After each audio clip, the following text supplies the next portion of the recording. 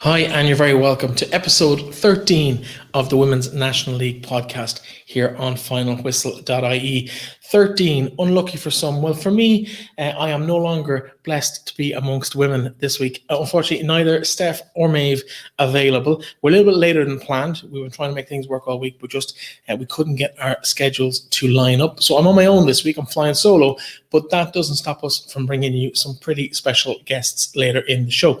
We're going to be talking to Tara O'Gorman of Treaty United and Katelyn Keogh of Athlone, who got their seasons up and running with their first wins of the season. We'll be chatting to both girls very shortly in the show. And of course, the news broke last week that Billy Clery, the long-established manager of Galway Women's FC, has stepped down from his role. We'll be having a little exit interview with him at the end of the show in terms of maybe why he's left and I suppose his experience over the last 4.5 years at the helm of the Westerners over there in Eamonn Deacy Park.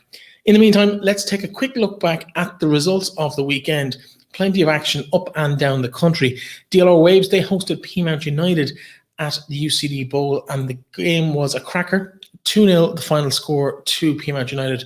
Eleanor Ryan Doyle with both goals in that game. The first one, in particular, a nice cracker of a header, a diving header from an Anya O'Gorman cross before she wrapped up all 3 points with a 58th minute penalty in that particular clash. Shelbourne made the short journey across the road, really, to play Bohemians down to the Oscar Traynor Centre in Coolock. Emily Whelan settled matters, the only goal of the game on 26 minutes, and a really solid performance from Bohemians, which saw them manage to keep that scoreline to just the 1-0 result. Shells, they'll be happy with the win, maybe a little bit disappointed that they couldn't add to their score against a team who haven't been lighting it up at the top of the table like Shells have. But nonetheless, 3 points on the way to Shells for that particular game. A great goal from Emily Whelan in that particular fixture. And that brings us to the two teams we've spoken about already. Treaty and Athlone, retrospectively, all got their first wins of the season. Treaty, they were in action down in Cork. Cork probably not too happy with their performance in this, particularly around the goals. It was an early attack. Rebecca Horgan got a little bit lucky with a shot from distance that just kind of evaded the hands of Abby McCarthy in the Cork City goal. Sarah McKevitt with a screamer to equalise just on the half-hour mark. And a couple of minutes later, Rebecca Horgan got her second. A little bit similar, maybe. Abby, we've spoken about her a good bit on the show this year about having had a good performance all year. Probably might feel she should have done better on that particular goal for the first two goals. Will be a little bit disappointed with her performance, but she is still young. She will come on a lot over the next few years. Gillian Keenan, she sealed the goal with a fantastic finish. Nothing Abby could do about that one. 3-2 the final, 3-1 at that stage with about 20 minutes left on the clock before a last-minute Becky Casson penalty.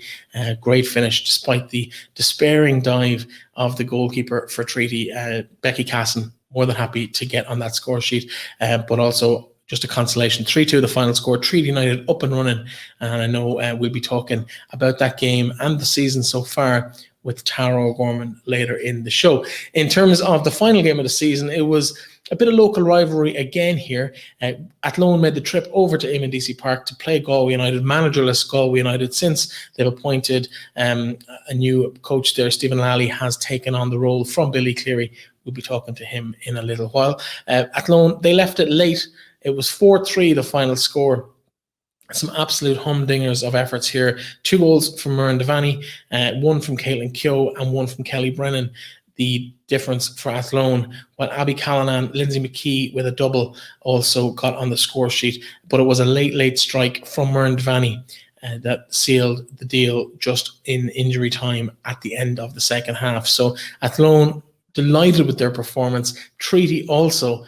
Maybe let's go and have a chat with the two girls. Here's the chat I had earlier in the week with Tara O'Gorman of Treaty United and Katelyn Keogh of Athlone Town. Now, we're doing things a little bit differently for the next 15 or 20 minutes or so on the show. This weekend's results threw up 2 nice results for a change for the girls from Treaty United and Athlone Town. So we invited some of their players in for a little roundtable discussion on what life is like with some of the less fancied sides in the division. Tara O'Gorman of Treaty United, Katelyn Keogh of Athlone, you're very welcome to the show. Thanks for having us. We might go with experience first. So we'll start with you, Tara, if you don't mind, not to out your ages. But Tara, you're in your second season with Treaty. You spent a couple of years down on Leeside with Cork before that. How has your experience been this year? And I suppose how nice was it to kind of get the result at the weekend? I suppose this season has been a lot of ups and downs so far, and it's still early in the season. We're a very young team, very new team. I think first and foremost, it was trying to get a bit of a morale going between players, and then just try and get to know each other a bit more on the pitch. And I think that's finally starting to click a bit more. And I suppose getting our first 3 points was more relief more than anything, because I suppose every week we kept saying, this is when we're going to get our first win. This is when we're going to get our first win. So we're so glad we were able to do that now. And it just feels like a bit of a weight off the shoulders going into games now moving forward, that we have that done already. And I think we can only build upon the performance last week. We were delighted with it. And it was just sweet to get the 3 points in a Munster derby when we were playing away as well. Well, given your own situation, having moved from Cork, a bit nice to be on the right side of the scoreline in that fixture too? Yeah, definitely. I think there was 3 of us all together that are former Cork City players. So even just getting the chance to play in Turner's Cross, I love playing there. I played there a lot when I was younger. And just to pick up the 3 points, it was great. And it was a very good footballing game as well, which helps. I think we're happy with our performance. Still a few things we need to tweak, but overall we were delighted. Of course, Katelyn, yourselves, a bit of a local derby yourselves at the weekend. Nice to get the 3 points, nice in the manner in which it came in Eamonn Deacy Park. Yeah, we're in the same boat as Tara. Our season hasn't gone really. The results haven't been our way. We've put in good performances, but we haven't really been on the right end of the results. But yeah, we were delighted with Galway. We seemed to always make it hard for ourselves in games. Like, we went behind 1-0 and then 1-1. Then we went ahead 2-1, 3-1, and we were hoping to go into halftime 3-1, but they came back to make it 3-2. And I say we were the better team the first half, but they were the better team the second half, and they showed it when they levelled it early in the second half to make it 3-3. But our determination and work rate as a team showed, and we got our goal in the end. Yeah, of course, Muireann Devaney popping up with that goal. You're on the score sheet yourself. Always nice to find your name on the score sheet. Oh yeah, it's been a while since the last one, so I was glad to get back on it and boost my confidence. It hasn't been that long. You've already scored this season, but obviously I'd have memories of you terrorising defences in the under-17 league a couple of years ago. You lit it up back then, got called into a couple of international squads as well. How has that journey been from those underage ranks into the senior grade over the last season and a half? Yeah, it's a big step. Like, the standard is way higher, and even like chances in games, like you get way more in under-17 than you would in the senior level. But it's great. Like, Tara, of course, you would have been probably too old for the under-17 grade when it came around a couple of years ago. Only by a couple of years. We don't want to make it out to be too old. You're only 22, but it's that's a new development that's come in since you would have been in the underage ranks. So you, at that age, you would have been playing probably on the fringes of the Cork City side. How much would you have liked to have had that opportunity to play in the underage leagues and get that experience at under-17 and under-19 now that the girls are getting now at that age? Yeah, I think I was 16 maybe when I signed with Cork City, and it was great to be just put into the senior sides. But I think having that opportunity, you have a lot more opportunity to get game time, I suppose, and improve your game when you get to play your own age group. So to have that opportunity there for younger players, I think it can only make the league better. I think players are going to be getting better every year, and they'll get the chance to play at close enough to Women's National League standard before getting into the senior ranks. So I have no regrets about going straight into senior side. I think it definitely helped my game. But that opportunity is just, I think it's fantastic, and it shows how much the league is developing. Katelyn, what your thoughts on that in terms of how much that experience and maybe the confidence that you would have gained from, I think you were in the team of the season that year in the first year of the National League. Apologies if you weren't, but you were definitely one of the names that we feared most when we were preparing teams to play against week in, week out. In terms of that, how much do you feel you got out of that maybe the likes of Tara didn't get when they were coming through those age grades? Yeah, I suppose it prepares you for the senior level. Like, you get a bit of a taste of what it's like. Obviously, it's not the same standard, but like games in, week out, and against top teams like that, that you're playing against. I suppose the big difference is, like, for senior level, you're playing against people of different levels of standard and experience, whereas for under-17, you're playing against people the same age as you, and I wouldn't say they're as good as senior level, like you could have mixtures, but it definitely is a good stepping stone for senior level to get you prepared for the Women's National League. Yeah, talking to the Women's National League, I suppose both teams, there's two kind of grades emerging. There's the top 3 or 4 sides that are competing for the title, and then there's a fairly competitive second division, if you want, or a second tier within that grade. You'd both be part of that, and I suppose everyone's up and running now with wins on the board. But in terms of, I suppose, what's it been like from week to week playing against teams that are a notch above you in the league, but then coming back and playing teams at your own level? Is it as big a gap as it looks from the outside looking in? No, you can go on. Well, we're normally the underdog, so we don't really fear much going in because there's nothing much expected of us. Like, we're never the team that they're going to think is going to come on top. So we just play, work hard, and try and get a result. The results haven't come in our way, but I suppose it's tough playing the tougher teams and then going back down to the teams that's more your level. But it's grand, really. Tara, your experience? I think it's been tough, all right. I think we had Wexford, Shells and Peas in the space of 4 weeks, I think, to 3 teams. So that was definitely a tough test. And I suppose it's the experience is the big thing. Like, a lot of us, we're quite young. I think I'm one of the oldest on our team. So we are lacking in that experience. And I think in Peamount in the first half, we really put it up to them. But in the second half, you could see the experience coming through. They just knew how to win a game. And I don't think we knew how to close it out. But it's good, like, it's a good test, but you never want to see big score lines, big differences that way, because I don't think, not that it doesn't reflect well on the league, but confidence-wise and stuff, it can affect players, I think. But I suppose we've just been trying to take it on the chin and just use it to motivate ourselves even more and try and cut that out. I mean, I know we lost to Peamount 3-0, but when we look at the performance, we were happy with it. So it's about putting in that performance first, I think, and hopefully now the results will start coming against the bigger team soon. Yeah, I know last year they split the league in 2 and you both would have been involved in that for your respective sides. Was it nice for that run into the league to be playing week in, week out against teams that you had a realistic chance of competing with every single time, that you weren't going into games kind of trying to get that mindset between being a massive underdog and being a contender? Yeah, I suppose there is a big difference. Like, that's it. You're either going in as an underdog or you're going in like with an opportunity to win. And even against Cork last week, we were still considered underdogs. We wouldn't have thought that ourselves, but I think that split the league just made it more competitive. And even for the top teams as well, they weren't going in winning 5 or 6-0. They were going in having good games as well, and it just reflected well on the league as well, I think. But I suppose it's just about trying to bridge that gap, and if you could get more teams in the league, it could be better, just to make it that bit more competitive. Katelyn, your thoughts? Yeah, I agree with Tara. Like, it's more competitive because their teams are at the same level as you, so you don't know what way the scoreline's going to go. Whereas when you're playing the top teams, you're the underdog and you're not supposed to win. In terms of the performances, though, there have been some really bright spots. Maybe the results didn't quite match them, but Katelyn, for yourselves in Athlone, I think you made a big statement down in Wexford.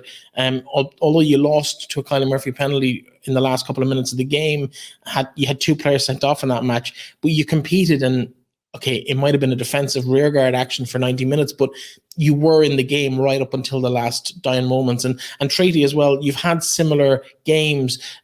Katelyn, maybe yourself on that Wexford game, what was it like being in and around that kind of, I suppose, performance, and how much does a club like Athlone take out of that? Yeah, well, unfortunately, I wasn't playing because I was actually injured at the time, but the girls put up a good performance to Wexford. But so is that the secret? You just leave you out every week and they'll be fine? No, that's not fair. I'm sorry. I suppose the management as well, they analysed Wexford very well. So they gave the girls a game plan and they stuck to it. We were actually very happy with the performance, especially down to 9. And for a penalty to be the decider of the match. But the girls worked hard, and I feel our team's work rate and determination really shows on the pitch. We're a very resilient team. No matter the result, we're still next week, we're back and we want to get a result. Yeah, and I suppose, Tara, you had a very different experience against Wexford recently. Have you recovered from that yet? Just about, yeah. I think it's like sometimes psychologically is more difficult in the physical side of the game. And after that game, it was a tough one. There's kind of wasn't much to say, really. They were a good side. Maybe we didn't play too well either, but it's kind of hard. You're going into training then the following night and you're kind of, I suppose, spirits are kind of down. So it's all about trying to lift that morale again, I suppose, and move on and just think about the next time we come up against Wexford, not leaving that happen again. Yeah, talk to us a little bit about Treaty United themselves, because obviously we've had Mary Curtin on at the start of the season, and she's playing a big role off the pitch now as well. Do you miss having her and the team beside you week to week, or is she providing enough support from the sideline in terms of what she can do this weather? Yeah, we definitely missed her on the pitch. I mean, when she was playing, she wasn't even one of the most experienced on our team, but she was one of the most experienced in the league. She's played it all over the world. So just having her on the team, it kind of makes everyone else a bit more confident. But she's been doing fantastic in the management side as well. I couldn't praise her enough. Just her insight into the game, and I suppose just being in and around the dressing rooms, just still having there has been a huge help. And I suppose it's someone we can look up to and maybe, try and get to achievements like she had, because she had huge achievements in the game. Yeah, of course. It's been a big journey for you as well, because I remember watching the first game against Bohemians on the first day of the season. You won't thank me for bringing that up. After about 12 or 15 minutes, I worried for your entire season, not just you that day. To be able to come back and beat teams and win games at this level, I don't think that can be overstated. Without being patronising, I think how you started the season to what you're looking like now, and I know the pair of you were involved in a big battle up in Athlone a couple of weeks ago, 3-3, a couple of penalty discussions, and we won't start that. We might have to referee a boxing match. But in terms of the actual performance and the journey that Treaty have been on this season, it's been great to watch the progress of a very young side through the season. Yeah, that's it. I think it's just the youth. I was actually injured for that first game, but I remember being on the sideline, and to be honest, it was a hard watch. We had kind of good moments, but then we had moments where we just didn't seem to know what was going on, really. And I suppose it was all about watching that game back and being tough on ourselves, really, saying that wasn't good enough and that can't happen again. And I suppose you need moments like that sometimes just to bring you back down to earth, because I suppose we were in pre-season before that and we were playing quite well in pre-season, but we got a bit of a knock there. And again, it's just about saying that this can't happen again and just working harder. And like, we are very young, so just trying to get, I suppose, just it's another experience for us to have and something to learn from. And I think that's what we're trying to do at the moment is win or learn, really, and just trying to take bits out of every game and carry it into the next game and fix our mistakes and work on the things we're doing well. I like that, win or learn. In terms of the influences and the kind of the more senior figures in Athlone, you've been a little bit shy on them maybe last season, Katelyn, but you've added a couple of experienced players in this year, albeit young players. A few have come in from Galway. You've signed, I know Catherine Hyman comes in with a wealth of experience from international level as well with Northern Ireland. What's it been like bringing in that little bit of added steel to the team over the last 7 or 8 games? Oh, it's been great. Like, you can really notice it from last season to this season. Like, even Miriam, like, she's so young, but she's such a player. And you can see the morale in the team is great, and we've just got such a good bond together. And the excitement in training and matches just builds every week. So it's brilliant. Yeah, in terms of, I suppose, your own play, obviously we mentioned the fact that you were banging in goals for the under-17s a couple of years ago. You've kind of moved more to a winger than an out-and-out striker, at least this season, the games I've seen you playing, thanks to the TV coverage or the streaming coverage. Do you find yourself happier out on the wing, slinging in crosses, or would you rather be on the end of them, trying to stick them in the back of the net?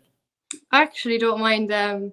This year was probably my first year to do play on the wing, and I really enjoyed the first game. Sometimes you want to be in there to tap them in, but as the main goal is for the team to win, and you don't care how the goal's in, you just want them in. So I actually really enjoyed the wing as well. Doesn't bother me where. You take them however you get them. Tara, you haven't found the back of the net yet. From midfield, it's always a bit of a challenge, particularly when the team isn't doing particularly well on the pitch. Is that part of your game that you can see maybe adding to this season, or are you happy to let the girls up front, the two Horgan sisters, kind of get all the glory on that front? I'd love to only get a few goals, but to be fair, if you get the ball to the girls' feet up top, there's a good chance that they're going to make something of it. And I suppose I'm playing in the 6 now, so I'm playing a little bit deeper. If I got the chance to play maybe in the 8 or the 10 now, I'd be hoping to get a few goals maybe, but I'm the same. As long as they go in, I don't mind who's scoring them. I suppose for both of you, really, it's been a long season to now. You're up and running, first wins of the season. Where can you go to from here as clubs? Obviously, you're competing with each other primarily for those kind of ranking positions from maybe 5th place down. Is that the target, 5th place in the league? Is that a realistic challenge for either of you or both of you? I'll let you fight that one out for yourselves. Who grabs it first? Winner gets 5th. I think we'd love to get 5th. We've gotten our first 3 points now. We'd be hoping to push on from that, and hopefully in the next couple of games get a few more 3 points. I suppose draws at this stage aren't going to do as much. A win would really make a huge difference to the table. So that's what we're looking for now, is wins in the next 2 games. Yeah, we're in the same position. Like, we're glad we got the win at the weekend, so hopefully we can push on and get more results. I feel the win at the weekend is what we needed to boost the team's confidence, and hopefully it just goes on from there. Yeah, no, you don't actually meet each other yet for another couple of weeks after the mid-season break. June 26th is the next game down in Jackman Park. Nice to be back playing after COVID. I know you're in Jackman Park. You'd probably prefer to be in Markets Field. Is that what's the situation with that, Tara? What can you tell us about that, or is it just a case of you show up and you show up where you're told to show up? I suppose, yeah, it's just show up. Where do we show up? We started in Markets Field last season, and it's a lovely pitch, and we went on to Jackman Park there, and I think it took us a while to kind of adjust to the differences between the 2 pitches, but they're both 2 lovely pitches, and I suppose we're just lucky enough to get that opportunity to be playing. I suppose a lot of other sports are only just back up and running, so regardless of where we're playing, I think we're just happy to be out there. Actually, you mentioned that. I wasn't going to talk about it, but now that you brought it up about other sports coming back, obviously the Women's Gaelic Football League started again this season. That seems to be the one that's affected the divisions mostly. Katelyn, you mentioned Murren. She scored a goal for Leitrim at the weekend. Has that affected the treaty at all? Have you lost girls to Gaelic football teams, or is there issues with conflicts and fixtures, Tara? No, we don't have that issue now, thank God. So I think everyone's kind of fully committed now to us, which we're delighted with. Katelyn, is there more than Murren? I noticed Moan Ernie's name hasn't appeared on a team sheet in a while. Has she moved on from the squad? Was she injured, or what's the situation with that? Yeah, unfortunately, she went back to Gaelic when it opened back up, because she's a Laois player and she's supposed to be a main player for them. But she's the only one, and Murren, that I know of anyways. Yeah, well, wait and see. But I know Murren in great form. 2 goals at the weekend against Galway, and another one in the Women's National League for Leitrim on Sunday afternoon. So 2 wins. That's doesn't really happen that often in the world of Leitrim and Athlone town. Unfortunately, I apologise already for the hate I'm going to get from Athlone for that. Girls, listen, it's been an absolute pleasure. The best of luck for you in whatever your respective individual and team goals are this year. And I look forward to seeing the challenges between the sides and whether we'll have more refereeing controversy and penalty decisions and stuff to talk about in a couple of weeks. Girls, Tara and Katelyn, thanks very much for joining me. Thanks so much. Now, one announcement that caught everybody a little bit unawares last week was the announcement from Galway Women's FC that their manager, Billy Clery, or their former manager now, Billy Clery, was stepping down from his role at the club. Billy joins me now. Billy, you're very welcome to the show. Thanks a million for having me, Breifne. You're on my list of people who I kind of said, when we were setting the show up, we're going to have Billy on at some stage. We'll leave it till further down the line. And then you kind of up and left last week, and I said, we better hurry up while he's in the news and while he's relevant within the league. We'll get you on for a conversation, because you've played such a pivotal part in the development of Galway Women's FC over the last number of years. I suppose we better start by asking you kind of why now? Why the decision to step away from the club? I suppose, look, it's been something that's been on my mind for the last few months. And it's just basically a case of, lifestyle, work balance and football. And, when football begins to start to monopolise more of your time than your family and your work, I wouldn't want it to lead to problems down the road. So it was just time, and it was just far too much of a commitment for me to give. At this stage of my life, I have 2 young boys, and missing their matches and their games and their trainings because I'm down in Wexford or Cork, and it got harder and harder. So listen, it's just the right time for me personally. Nothing but the utmost respect for everybody involved in Galway and the committee. They've been hugely supportive of me for the last few years, but it was a personal decision, and it was a selfish one, but it's one that had to be made. Now that it's made, obviously Stephen Lally has come in there as well, a former manager of your own in your own playing days. Good appointment for the club, in your opinion? Yeah, I think so. Look, Stephen, I played with Stephen, and I played under Stephen when he was manager of Galway United. And Stephen is a good man. He has vast experience in the game in Galway.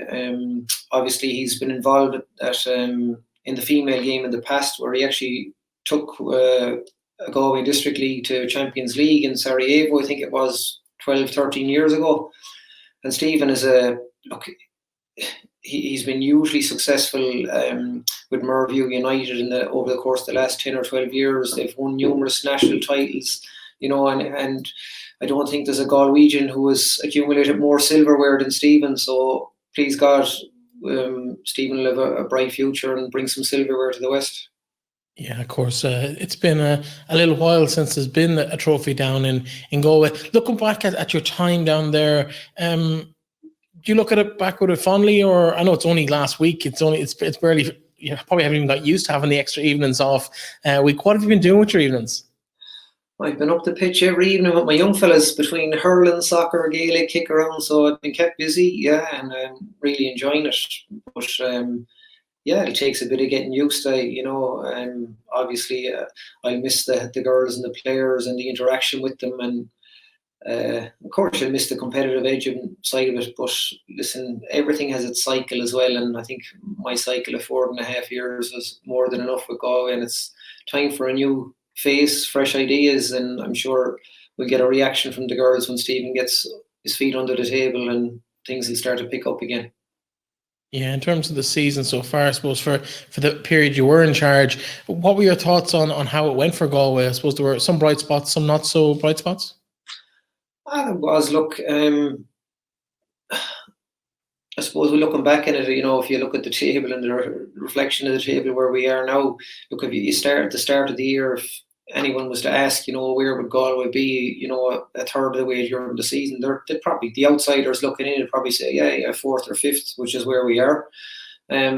Also look at, I suppose, the first game of the season, we played Cork in a 3-3 draw, and look, anybody that looked at the game would know that we battered Cork. Could have been 6, 7, 8, 9 at some stages in the game, and we ended up with a 3-3 draw. And then, of course, conceding a goal in the last minute up in DLR. So that, to me, that was 3 points dropped, and the table would reflect much better for us if obviously we had picked up them 3 points. But I suppose you go down to Wexford, on the top teams, and Shelbourne, obviously, when you get 5 goals put past you, you have no excuses. But there's a huge room for improvement in this group, and maybe lacking a little bit of confidence at the moment. But I'm sure when Stephen gets in there, and new face, new voices, a fresh start for a lot of the players, that things will pick up. Yeah, 2 of the, I suppose, impressive players who come onto the scene this year. Kate Slevin, obviously youngster from Galway, and Rachel Cairns, obviously one of the top scorers in the league so far this season. She's been on fire when she's been available. How frustrating was it as a manager, I know, to kind of see them drift back towards Gaelic games and not be available in, I suppose, last weekend at least? I know you were out of the role, but was that an issue during the 4 years there, trying to compete for these girls' attention with other sports, whether it was Gaelic football or camogie? No, not particularly. Look, we knew from the outset, I suppose, when we decided to go down the route of signing or playing dual players. It's not something that I had done in the past. It was a conscious decision we made the back end of last year, and it was based on basically the international manager and the way she went with bringing like Saoirse Noonan into a provisional 30-woman senior international squad, and it was getting to the stages. Hold it a second, we had always preached, that we wanted our elite players to commit to soccer. And in one fell swoop, the international manager of the highest level in the country decided otherwise, that it was okay for someone to play two sports and commit to two sports and have two gear bags ready on consecutive days to go playing games. So we decided, look, if we want to be able to compete at the top end of the table, it was a route we were going to go down. And obviously we knew the pros and the cons of it, and we deal with each situation as it came. So that was basically the background to the decision-making process to get Rachel involved. And Rachel has been a huge asset. She's a great girl, same with Kate. But it gets to the stage where they have decisions to make. And I suppose on a bigger picture, from the FAI's point of view, they're the ones that opened the door for this. So there wasn't a problem for the senior international manager to pick a Gaelic player. So why should it be for any club manager? Yeah, in terms of, I suppose, the last 4.5 years, as you look back over it, you've seen huge developments across the league in terms of maybe the coverage of the league, the presentation of the league, the new sponsor on board this year. It seems to be heading in the right direction in a general sense, but are there any areas where you think maybe more could be done, or any areas where you're really, really happy with the progress that's been made, I suppose, on both ends of the scale?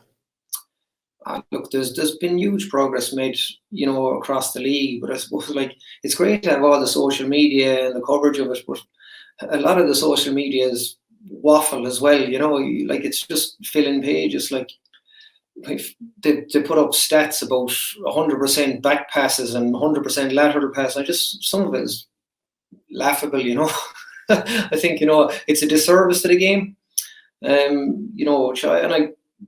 I'm a football person and involved for 20 years, and when you go looking at that, just say, what's going on here? So the likes of that, and I do believe certain clubs are really, really good at the social media side of things. But again, I just think some of it is brilliant. It's inventive, it's bringing a new angle to the game, but then some of it is, I've actually stopped following a lot of them because of it. It's just too much. We want to be credible. The stuff that's been put up, you want it to be informative, you want it to be new, fresh, and I think it's been brilliant, but there's a lot of improvement there. I suppose from the game's point of view, and the National League, it's great to see the introduction of new teams into the league. Your Athlone coming in there, Bows coming in there, and I think for it to be viable, and it's very difficult. We've 9 teams in the league this year, but you'd really like to see that expand and grow. But again, you have to ask the question: is the quality of the player there around the league, to make it competitive? Because you got to have a new club coming in. I know Cove are looking to get involved next year. I think Sligo similar, and you want the games to be competitive. So steady growth, but you want the introduction of new teams. But yeah, things are coming on really with the 17s and 19s, and hopefully that will happen over the course of the next few years. Yeah, in terms of that, the expansion of the league and stuff, we had a conversation earlier in the show with 2 players, Tara O'Gorman from Treaty and also Katelyn Keogh from Athlone. They're both celebrating their first wins of the season. There's a very distinctive 2-tier system within the league. Now, it might be 4 at the top end or 5 at the top end or vice versa, and there's a couple of teams maybe in and around both, but is it time for the National League maybe to look at 2 divisions so that they can bring in some of those teams that are going to be behind the 8 ball in terms of the development, particularly the playing pool that's available to them? I think, 2 divisions at the moment, we've only 9 teams in 1 division as it is. So unless you're bringing in another 9 new teams or similar teams, it's, you need a minimum 9 to 12 teams to run a proper league. That's too familiar. You're playing teams 3, 4, 5 times a year. If the League Cup was in, I think last year we played Wexford 4 times. It gets monotonous. So you need a variety, but you also need the quality. And it'll be interesting, like I say, the introduction of the 19s this year. A lot of teams, are developing. I see Sligo are doing great work, and around the country, you see there's a lot of players from the northwest playing with Sligo or Galway or whoever. I'm sure it'll be a draw back up to Sligo if they come in. And similarly down in Cork, I'm sure the talent pool may be diluted if Cove get in down there. So, there's pros and cons for that. But it'll be interesting to see where it goes. Yeah, on a personal note, obviously taking a bit of time out now to spend time with family, with the kids, maybe get involved in one of their teams at a more local level. I don't know if that's in your future, but what is the plan? Will we see you back in National League football, either with the men's side or the women's side? I know Dave Bell, who was with you, he's already nailed his colours to the mast down in blue in Waterford. Can we expect to see Billy Clery back? Maybe not this year, but in the future? Oh, look, I don't know what the future holds at the moment. I'm just going to enjoy my time off and deal with my own young fellas' teams, and really looking forward to that. Even this week, it's been far more relaxing, and get to spend an awful lot more time with them. And it's like that. Everybody thinks it's just you're involved in a women's national league team, and I'm sure all the coaches around the country. It's not just you go training Monday, Tuesday, Thursday in the game. There's always something to be done during the week. You're always dealing with players or issues in the club, and there's always something going on. As my wife says, you're never off the phone. So, but I don't envisage myself being involved, women's national league management level for the foreseeable future anyway. Well, listen, Billy, thanks very much for joining us. We won't keep much longer because I'm going to let you get back to the kids and enjoy them. But thanks very much for joining us. It's great to chat to you. It's also sad to kind of see you leave the league because you've done so much great work down there in Galway. I think you've left a legacy behind with some really, really solid performances from players and teams over the years. So I suppose on behalf of the whole community, thanks for that, and enjoy your retirement, and hopefully it won't be too long before we start seeing you at games in whatever capacity that might be, even if it's just a supporter for a little while. No problem. Thanks for having me, Breifne. And of course, Billy Clery, huge loss to the league, but I'm sure big boots to fill down in there. But as he said himself, if anyone's going to be able to fill those boots adequately, it will be Stephen Lally. So welcome to the league, Stephen. We look forward to having you on the show at some point in the future. And already the signs coming out of Galway in the last couple of days with some of the press announcements have been very positive. We look forward to seeing them creep up the table in the coming weeks. Speaking of that table, of course, Peamount United lead 7 wins out of 7 games, 21 points, and they are at the top of the table comfortably from Shells on 18 points, while Wexford on 16 and DLR on 13 are in that chasing pack. We've spoken about this little divide in the league table up to now, and it kind of exists at the moment between 4th and 5th place. There's a 6-point gap and a fairly significant goal difference gap as well between DLR and Galway back in 5th place. Galway, they have 7 points accumulated from their 7 games. Athlone Town, 5 points from their games. Bows, 4 alongside Treaty, and ultimately Cork City, bottom of the table. 8 games played, they're not in action this weekend. Only 3 draws, 3 points accumulated from them. Their goal difference not dissimilar to those above them, but just haven't managed to get that win on the board just yet. They won't do it this week. As we said, they're idle.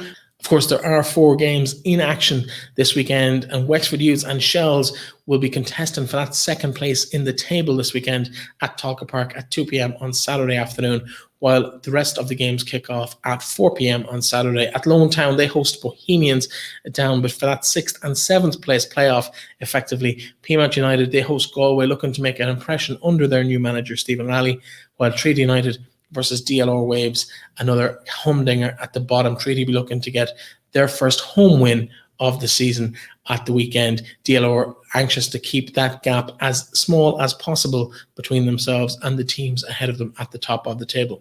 That's it for this week. It's been short and sweet. I won't be flying solo next week. I'll have the girls back with me, and we'll have a bit more chat on the show next week. I hope you really enjoyed the interview with the 2 girls, Tara and Katelyn. Thank you so much for joining me, and to Billy Clery. It's been a pleasure following your teams over the last 4.5 years, and I'm sure it won't be that long before we see you back on a sideline again. For me, Breifne Earley, that's all for the Women's National League show here on finalwhistle.ie for this week. We'll be back next week. Talk to you then.